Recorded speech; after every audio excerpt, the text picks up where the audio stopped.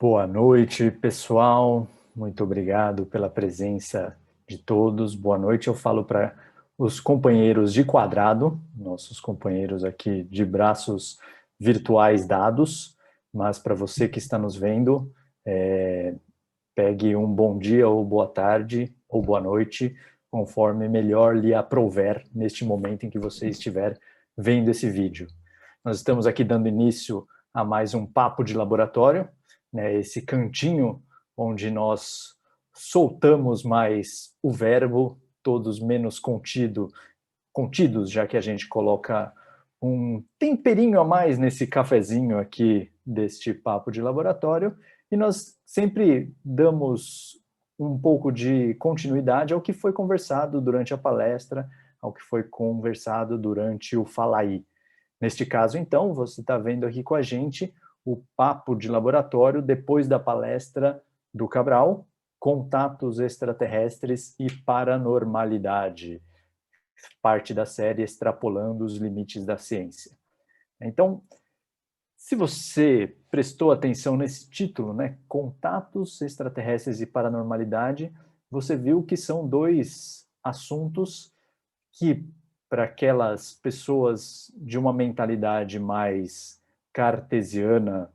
menos afeita a se deixar questionar pelos mistérios do universo, a pessoa deu até uma arrupiada, né? A famosa arrupiada. A pessoa arrepiou só de ouvir esses dois temas, né? Se é alguém que está ali mais acostumada a crer em vários daquilo que ela lê no mainstream de ciências, por exemplo, e menos afeita a questionar essas coisas.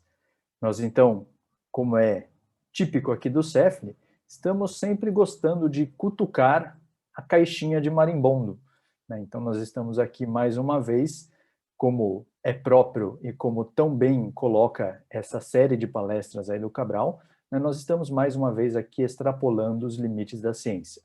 mas sempre com o máximo de pés no chão que é possível num caso desse jeito, sem que os pés no chão sejam um limitador, mas que seja aqui algo que não nos deixa sair flutuando, dando cambalhotas, dando piruetas por demais exageradas por aí, né? E eu gostaria aqui de começar esse nosso papo com esses nossos colegas e as nossas colegas, esse papo mais despojado, chamando atenção esses casos que nós vemos por aí, né? E nós temos esses relatos, temos até algumas pessoas conhecidas que já vieram até o CEFL, que frequentam o CEFL, que dão palestra no CEFL, que têm essas experiências de contatos que não são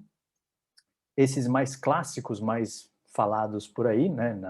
na mídia ufológica, na mídia especializada nesses assuntos, que são esses contatos espirituais, parapsíquicos e à distância, como o Cabral tão bem mencionou durante a palestra,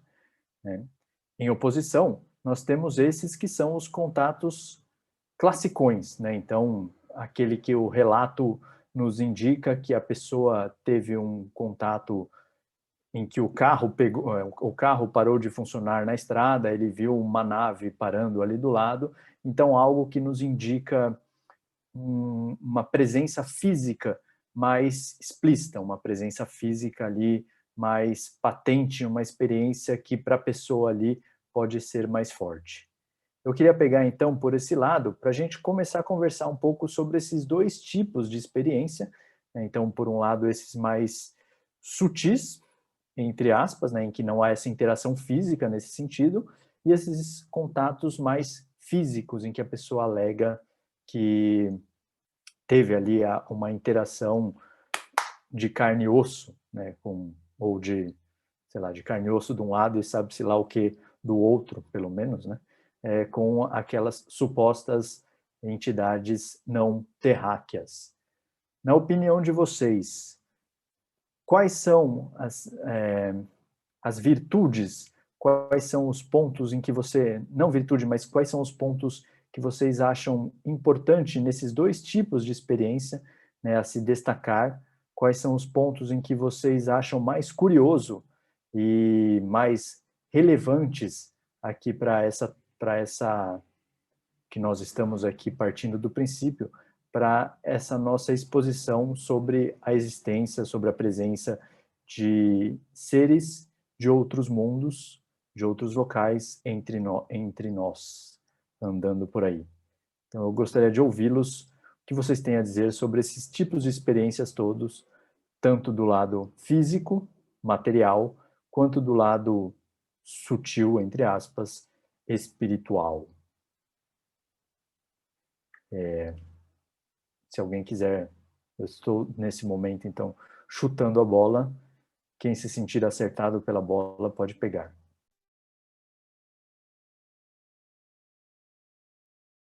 Eu acho que a bola bateu na trave e voltou para você, Fukuda. Acho que você vai ser o primeiro a falar. Eu estava aqui pensando em umas coisas, já que a bola tão prontamente voltou para mim, né, que nós temos, em alguns casos desses mais espirituais, uma série de espirituais, bem entre aspas, né, menos físicos, por assim dizer, uma série de grupos que a gente tem visto de uns tempos para cá que tem se envolvido também nesse lado, né? E aí eu estava procurando uns tempos atrás aí sobre uma série de locais que o pessoal tem, principalmente as fontes que eu achei mais nos Estados Unidos, né, sobre grupos que se dedicam àquilo que eles chamam de remote viewing,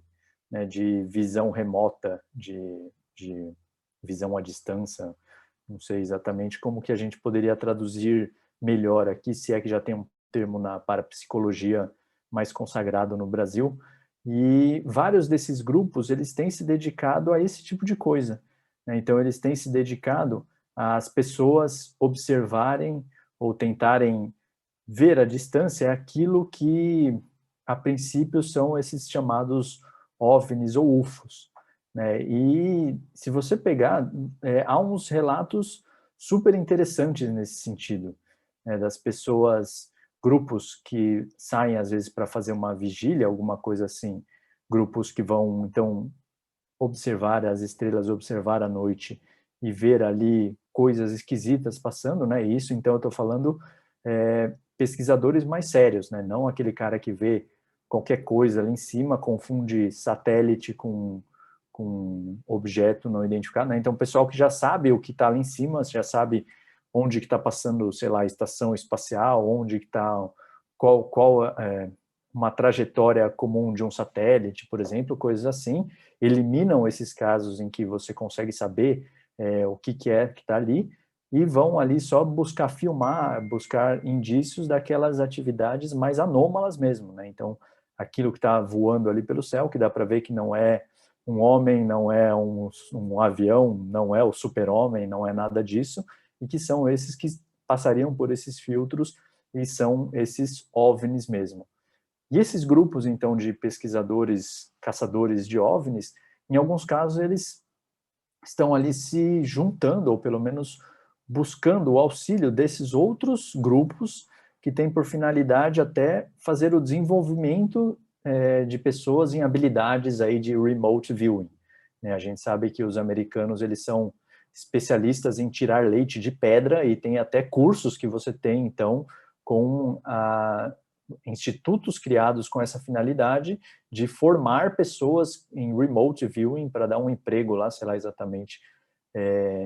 qual que seria a área nesse sentido. Mas, então, tem esse movimento acontecendo, você encontra referências nesse sentido de pessoas de um lado e de outro, né? Então, casa aqui muito bem com o tema dessa nossa palestra, de pessoas ligando o contato extraterrestre, ou aqui no caso, pelo menos no sentido de buscar o que seriam esses OVNIs que estariam por aí, e buscando pelo lado também da paranormalidade, né? Então, é algo que me chamou bem a atenção, né? Eu estava vendo isso há um tempo atrás, talvez alguns meses atrás, e vi que tem esse movimento bastante interessante, né? Então, não só dos ufólogos, dos ovinólogos, sei lá o que é, caçando pelo lado das evidências e indícios mais físicos, né, que é o que geralmente a gente vê nesse tipo de investigação, né, de pessoas indo aí atrás de marca no solo, onde a nave teria pousado, ou buscar algum sinal eletromagnético, algum sinal esquisito que tenha ficado num local de suposto contato, de suposta aterrissagem, e tem ido também para essa outra investigação, né? Então, mais ligada à paranormalidade. E é esse movimento que eu acho que é super interessante, né? Algo super bacana, já que eu digo nesse sentido de talvez humanidade que esteja investigando coisas um pouco no cânone normal, está buscando outros meios e outras investigações, né? E dá para a gente também daqui pegar uma outra avenida aí, né? Se alguém quiser comentar a respeito, por favor, fique à vontade. Mas dá para a gente pegar uma outra avenida dessas investigações que a gente pode chamar de paranormais para várias coisas, né? Do quanto que essa paranormalidade ela está sendo utilizada agora nesse sentido, mas nós temos relatos aí, às vezes não tão oficiais assim, né? Não nenhuma agência governamental, até onde eu sei, pelo menos, falou declaradamente que usou desse recurso para fazer algum tipo de tentativa de inteligência, por exemplo, de coisa assim, mas nós temos relatos abundantes de vários locais que isso que a gente chama de paranormalidade, né? E aqui eu estou falando mais especificamente dessas habilidades de visão remota, já já houve tentativas e experimentos nesse sentido de fazer outros tipos de utilizações dela, né? Então, utilizações que a gente pode chamar aí de mais práticas com alguma finalidade, sei lá, de inteligência ou de coisas assim, né? Eu vou fechar o meu microfone nesse momento. Se alguém tiver alguma coisa para falar, por favor, pode pegar a bola, dar continuidade por aí ou mudar completamente de assunto. Também estamos aí para isso. Eu quero pegar a bola, assim, para trazer aqui um aspecto, né, dentro dessa perspectiva de uma paranormalidade, né, que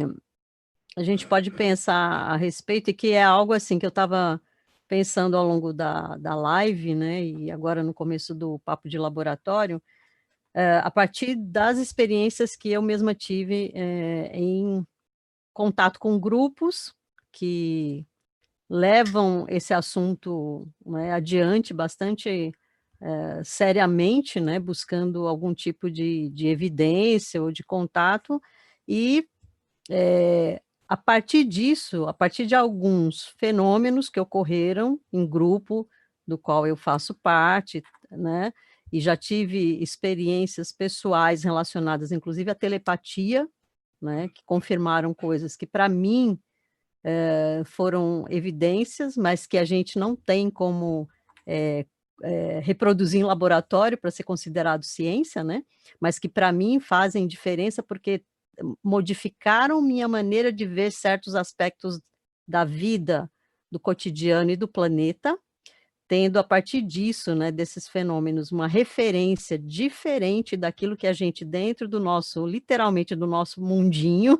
do nosso planeta aqui, né, a gente considera como, importante ou como central em alguns aspectos, né. Tive experiências nesse sentido, e é isso um pouco que eu queria trazer à tona, quanto que essa aproximação, que em geral vira mais chacota ainda, porque falta, muitas vezes, uma evidência física comprovada em questões que, a meu ver, são tão importantes quanto aquelas que se tem numa evidência física, porque telepaticamente você recebe conteúdos muitas vezes, contundentes e é muito interessante, né, no grupo em que eu participo, por exemplo, uma experiência interessante que eu acho que vale a pena relatar aqui, sobre essa questão telepática, é um grupo mais ou menos de 15 pessoas, e dentro de um grupo de 15 pessoas, a gente está numa concentração ou fazendo algo a respeito disso, ou conversando a respeito, e 4, às vezes, até mais pessoas dentro do grupo pegarem pedaços de uma mensagem inteira. Cada um pegar um aspecto de uma mensagem que a gente, ao conversar, vai construindo e todos pegando isso telepaticamente, né? Dentro de uma conversa ou de uma interação direcionada a esse tipo de contato. E isso, a meu ver, tem uma relevância dentro do processo, né, que aí pode ser visto dentro dos grupos que o Fukuda relatou, né, grupos que se voltam para uma metodologia específica, né, de acesso aos amigos de fora aí, né, que estão em contato de alguma forma conosco, mas esse outro lado também, dessa paranormalidade que não necessariamente é passível ou é possível de uma comprovação, visual de uma nave, dentro pelo menos da minha experiência, ela tem tido um grau de importância considerável, por quê? Percebe-se ao longo do tempo em que esse grupo, do qual eu participo, atua, uma mudança de várias pessoas do grupo em relação à visão das pessoas no planeta, a visão sobre o planeta, a visão de posturas emocionais, de autocontrole emocional, que é outro exercício que nós praticamos também, porque dentro dessa nossa abordagem, uma pergunta que surgiu ao longo do caminho é assim: "Tá, tudo bem, a gente pensa que é viável um contato com seres de fora do planeta, mas e aí, o que que você diria para um ser desse? Você encararia, de fato, se você sentisse um cara desse na sua frente, você teria coragem de trocar um tete a tete ali?" E, ao longo do tempo, o que a gente percebeu é que vários amarelaram diante dessa possibilidade. Então, a gente foi desenvolvendo técnicas de autocontrole baseados em experiências pregressas, né, que vem nos semeadores de vida, relatado, né, do tempo do Projeto Rama e de outros grupos também. Mas as questões como medo, como o que trocar com seres que supostamente são mais avançados tecnologicamente, que têm condições de chegar até nós, que temos muitas vezes visões limitadas, que fazemos chacota de certas coisas que são importantíssimas para o universo, né, e aqui a gente ainda naquele quadradinho preconceituoso, achando que nós somos o centro do mundo. O que que a gente troca com o ser? Né, que se aproxime, e o medo de chegar até isso. Então, dentro desse exercício, né, do grupo e em diálogo, nós fomos percebendo, mudanças nas pessoas que, se propuseram a encarar isso, essa experiência, essa possibilidade de experiência de uma maneira bastante séria, né. Uma mudança nas pessoas, e não é porque a gente ficou mais bonzinho, ou ficou mais, né, light, mais místico, porque isso também é um outro viés perigoso, a meu ver, cair numa mística excessiva em relação a isso, achando que os extraterrestres vão vir nos salvar de nós mesmos, né, coisa que a gente mesmo é que tem que se preocupar em relação ao planeta. Eh, essa abordagem via paranormalidade tem trazido esse escopo para nós como grupo, e não necessariamente a aparição de uma nave que, como o Cabral falou na palestra, pode virar simplesmente conversa de bar, depois, né, do boteco que você vai lá e conta histórias, não. Esse lado que eu descrevi aqui é o que a mim particularmente interessa, e que eu tenho, levado como um exercício de vida junto a alguns amigos que também se interessam por isso, e ao mesmo tempo, ao longo de anos, percebido nitidamente uma transformação das pessoas, porque é algo que nós sempre, questionamos é assim, se nós queremos ter um bate-papo com seres que vêm de fora, primeiro a gente precisa aprender a bater papo entre nós, de uma maneira respeitosa, né. Como é que você vai respeitar o que vem de fora, o estrangeiro, né, planetário, se entre nós mesmos não há relação de diálogo ou de respeitabilidade em relação a esse assunto, inclusive, né. Então, eh, essa abordagem, né, isso que vai para o viés da paranormalidade, dentro disso surgiram vários eventos ligados à telepatia, telepatia em grupo, né, dividindo mensagens para vários elementos que depois nós construímos e tivemos algum tipo de confirmação externa sobre aquilo que dentro do grupo foi se construindo de forma picada, digamos assim, né, de mensagens picadas. Tem vários, olha, muitos eventos ocorreram ao longo de anos em que eu participo desse grupo. E para mim essas experiências são muito sérias, eu mudei algumas coisas no meu cotidiano por conta disso, né, na minha maneira de abordar, inclusive pesquisa, abordagem em pesquisa, né, e por um viés, em grande medida, fundamentado na paranormalidade, né, de experiências pessoais, principalmente telepáticas, que deram origem a outras, né, como consequência, e que eu acho bastante relevantes. Só que se eu for sair contando isso para todo mundo, e é algo que aqui a gente acaba fazendo, né, tem gente que vai, inclusive do próprio meio onde eu atuo, né, vai olhar para mim e vai falar: "E aí?", né. Eh vai ter esse olhar preconceituoso, que é justamente o que eu tento combater em relação a isso, a trazer um ar de seriedade para o assunto. E aqui a nossa perspectiva no CEFRE eu acho fundamental nesse respeito. Daí a gente está dando literalmente, né, no meu caso, a cara para bater nesse sentido, né, para que esse assunto seja visto com mais seriedade, porque ele, afeta mais pessoas do que a gente imagina. Né, pessoas que às vezes ficam quietinhas e não querem se declarar a respeito disso. Então, esse recorte que Cabral escolheu fazer sobre a paranormalidade, a meu ver, é tão importante quanto qualquer outro dentro dessa abordagem da, ufologia, né, se a gente for, pensar. Então é o meu pitaco aqui que eu gostaria de trazer para o nosso bate-papo aqui. Agora passo a bola para quem quiser pegar e tocar adiante.